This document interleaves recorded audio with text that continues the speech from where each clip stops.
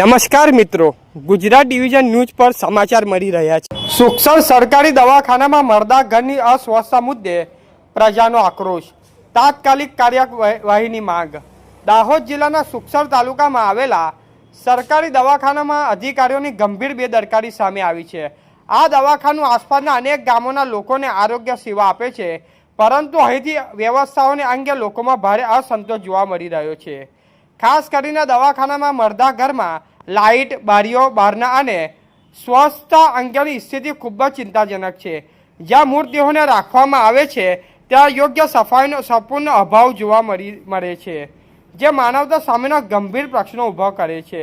સ્થાનિક લોકો અને પ્રજાજનોમાં આ મુદ્દે ભારે આક્રોશ ફેલાયો છે। લોકોનો આક્ષેપ છે કે દવાખાનાના જવાબદાર અધિકારીઓ આ બાબતે સંપૂર્ણ બેદરકારી દાખવી રહ્યા છે, જેના કારણે આરોગ્ય સેવાઓ પર પ્રશ્નો ઊભા થઈ રહ્યા છે।